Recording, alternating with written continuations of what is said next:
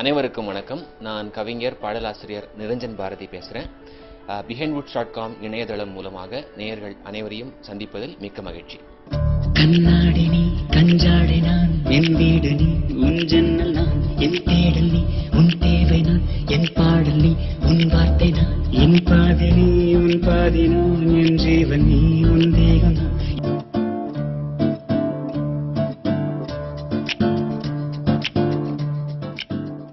நான் மங்காத்தா அப்படிங்கிற திரைப்படத்தில் கண்ணாடி நீ கஞ்சாடை நான் அப்படிங்கிற பாடல் எழுதியிருக்கேன். அதுதான் என்னுடைய முதல் பாடல். மங்காத்தா படத்துக்கு பிறகு பாகன் அப்படிங்கிற படத்தில் ஆஞ்சலினா லவர்னா அப்படிங்கிற பாடலும் எழுதியிருக்கேன். இதற்கு பிறகு என்றென்றும், அப்புறம் நடனும் நந்தினியும், பிரியாணி போன்ற படங்களுக்கு பாடல் எழுதிட்டுருக்கேன். நான் ஒரு கவிதை தொகுப்பும் வெளியிட்டிருக்கேன். வானமே உன் இல்லையன அப்படிங்கிற கவிதை தொகுப்பையும் நான் வெளியிட்டிருக்கேன்.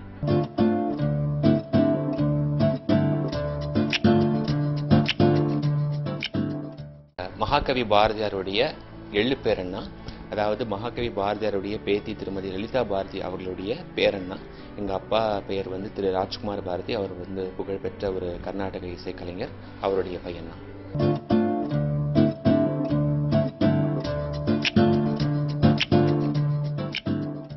வெங்கட் பிரபு அவர்கள் எங்கள் அப்பாவுக்கு நல்ல ஒரு நண்பர். நான் சினிமாவுக்காக வாய்ப்பு தேடி நிறைய இயக்குநர்களை பார்த்துட்டு இருந்தப்போ எங்கள் பெரியம்மா விலாசினி அர்ஜுன் அவங்க தான் வெங்கட் பிரபு ஃபேஸ்புக் மூலமாக காண்டாக்ட் பண்ணி இந்த மாதிரி விவரங்கள்லாம் சொன்னாங்க.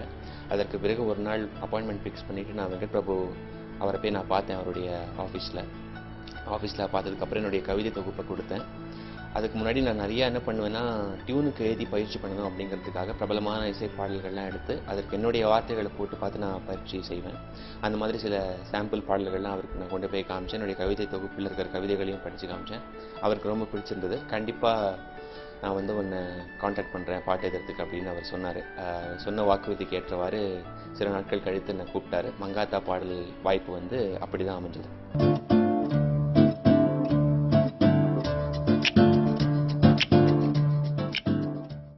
ஆரம்பத்தில் நான் ஒரு கவிஞனாக மட்டும்தான் இருந்தேன். ஒரு 16 வயசுலேருந்து தான் கவிதைகள் நான் எழுத ஆரம்பித்தேன். ஆரம்பத்தில் அது ஜஸ்ட் ஒரு ஹாபி மாதிரி தான் இருந்தது. போக போக நான் அது விடவே இல்லை. தொடர்ந்து அந்த பழக்கத்தை நான் கடைப்பிடிச்சிட்டே இருந்தேன். நிறைய கவிதைகள் எழுதிட்டு இருந்தேன், படிச்சுட்டு இருந்தேன்.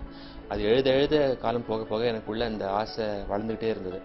ஒரு கட்டத்துக்கு மேலே அது ஒரு வெறித்தனமாக ஆயிடுது. அதாவது கவிதையையும் என்னையும் பிரிக்க முடியாத ஒரு நிலை வந்துடுது.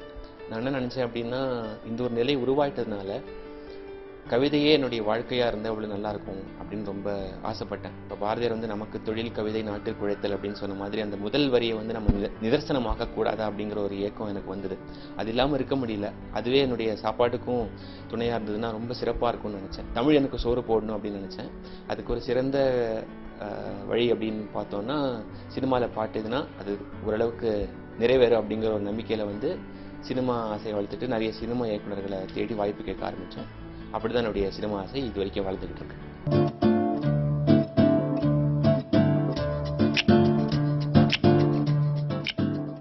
இப்போ லிப்ரா ப்ரொடக்ஷன்ஸ் திரு ரவீந்திரன் சந்திரசேகர் அவர்களுடைய நளனும் நந்தினியும் அப்படிங்கிற படத்துல 2 பாடல்கள் எழுதியிருக்கேன்.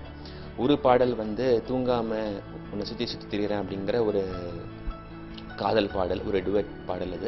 அதுக்கப்புறம் சங்கர் மகாதேவன் பாடியிருக்காரு இன்னொரு பாடல். அது ஒரு நம்பிக்கை ஊட்டக்கூடிய ஒரு தெம்பான பாடலாக இருக்கும். அந்த படத்தோடைய ஆடியோ இன்னும் ஒரு மாதத்தில் வெளியாக இருக்குது. இதை தவிர பிரியாணி அப்படிங்கிற வெங்கட் பிரபு சாருடைய அடுத்த படத்தில் பாடல் எழுதுகிறேன். இது மட்டும் இல்லாமல் லிப்ரா ப்ரொடக்ஷன்ஸோடைய ஐநா அப்படிங்கிற படத்துலையும் நான் பாடல் எழுதுகிறேன். என்றென்றும் அப்படிங்கிற படத்துலையும் 3 பாடல்கள் எழுதிட்டுருக்கேன்.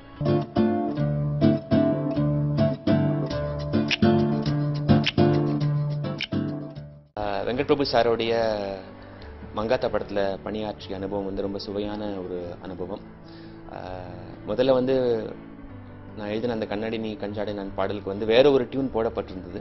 அதற்கு லிரிக்ஸ்லாம் எழுதி முடிஞ்சதுக்கப்புறம் சரியாக வரலை அப்படின்னு சொல்லி டியூனை யுவன் சங்கர் ராஜா அவர்கள் புதுசாக ஃப்ரெஷ்ஷாக போட்டார். ஒரு நாள் இந்த மாதிரி ரெடியாக இருக்குன்னு நீங்கள் பிரசாத் ஸ்டுடியோஸ்க்கு வந்துருங்க அப்படின்னு வெங்கட் பிரபு சார் சொன்னார்.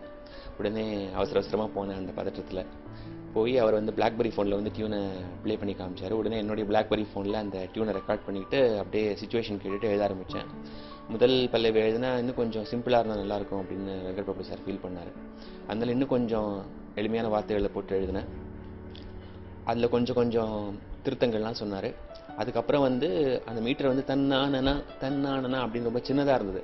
அதனால ஒரு எழுத்து சொல் போட்டால் இன்னும் சிறப்பாக இருக்கும் அப்படின்னு நினச்சேன். அந்த கணிப்பு சரியாச்சு. அதனால கண்ணாடி நீ கஞ்சாடை நான் அப்படிங்கிற ஒரு பல்லவி சொன்னேன். அது தொடர்ந்து வந்துட்டே இருக்கும் அந்த டியூன். அது வந்து அவங்க எல்லாருக்கும் பிடிச்சிருந்தது. கிட்டத்தட்ட ஒரு 2 அல்லது 3 மணி நேரத்துக்குள்ளே இந்த பாடல் எழுதி முடிச்சிட்டேன். அன்னைக்கு இரவு ரெக்கார்டிங் இருந்தது. எஸ்பிபி சரண் வந்து அன்னைக்கு இரவு பாடினார். அடுத்த நாள் வந்து பவதாரணி மேடம் பாடினாங்க. ஒட்டுமொத்தமாக ஒரு நல்ல அனுபவமாக இது அமைஞ்சுது. என்னுடைய முதல் பாடல், அதுவும் ஒரு பெரிய பேனரில். அவங்களுக்கு என்னுடைய நன்றி என்றென்றைக்குமே உண்டு. வெங்கட் பிரபு சார்கிட்ட வேலை செய்கிறது வந்து எப்படின்னா, அவர் வந்து புது டேலண்ட்டை வந்து ஊக்குவிக்கிற ஒரு சிறந்த இயக்குனர், நல்ல மனிதர். தட்டி கொடுத்து வேலை வாங்குறது அப்படின்னு சொல்லுவாங்க. அதுக்கு வந்து ஒரு சிறந்த உதாரணம் அப்படின்னு பார்த்தோம்னா அது வெங்கட் பிரபு சார் அவர்கள் தான். தொடர்ந்து பிரியாணி படத்துலையும் அவருக்காக நான் பாடலை எழுதுறேன்.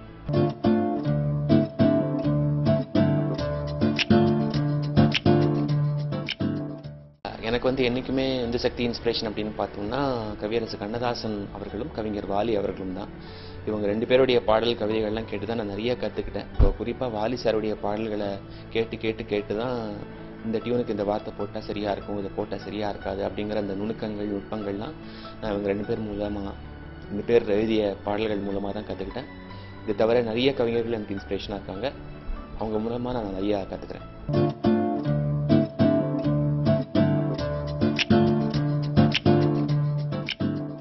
என்னுடைய முதல் கவிதை தொகுப்பு வந்து வானமே ஒன் இல்லை என்ன அப்படிங்கிற கவிதை தொகுப்பு. சிறிய கவிதை தொகுப்பு தான் அது. 25 கவிதைகள் தான் இருக்கும். இந்த கவிதைக்கு வந்து திரு கவிஞர் வாலி அவர்கள், என்னுடைய குருநாதர், அவர் வந்து அணிந்துரை எழுதி கொடுத்தாரு. 2009ஆம் ஆண்டில் இந்த கவிதை நூல் வெளியாச்சு, லலிதா பாரதி பதிப்பகம் அப்படின்னு சொல்லிட்டு. அடுத்து நிறைய கவிதைகள் தொகுத்து வச்சிருக்கேன். அதை வந்து கூடிய சீக்கிரம் கவிதை தொகுப்பாக வெளியிட வேண்டும் அப்படிங்கிற ஒரு ஆவல் இருக்கு.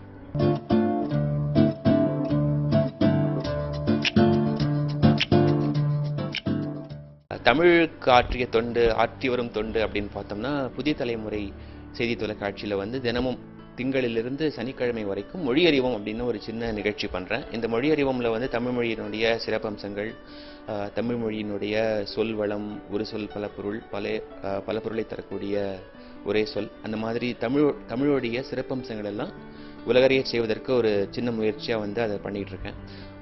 அது மட்டும் இல்லாமல் நம்ம பண்டைய தமிழர்களுடைய நாகரிகம், பண்பாடு, ஒவ்வொரு துறையிலும் இப்போ வந்து விவசாயம், மேலாண்மை, பொறியியல், அப்புறம் நிறைய மருத்துவம், பல்வேறு துறைகளில் நம்ம முன்னோர்கள் அவங்க சாதித்த விஷயங்கள், அவங்களுடைய மைல்கற்கள் எல்லாத்தையும் வந்து பதிவு பண்ணுற மாதிரி ஒரு நிகழ்ச்சி பண்ணணும் அப்படிங்கிற ஒரு கனவு என்கிட்ட இருக்குது. அது கான்செப்டாக வச்சுருக்கேன். அது கூடிய சீக்கிரம் அதை நிறைவேற்றுவேன். இது மட்டும் இல்லாமல் கூடுமான வரைக்கும் வீட்லேயும் சரி, வெளியில் போனாலும் சரி, ஆங்கிலம் கலக்காமல் சுத்தமான தமிழ்லேயே பேசணும்னு நினைக்கிறேன். அது கூடுமான வரைக்கும் நான் செயல்படுத்திட்டும் வரேன். இதுதான் தமிழ் மொழிக்கு நான் செய்கிற சிறிய தொண்டு.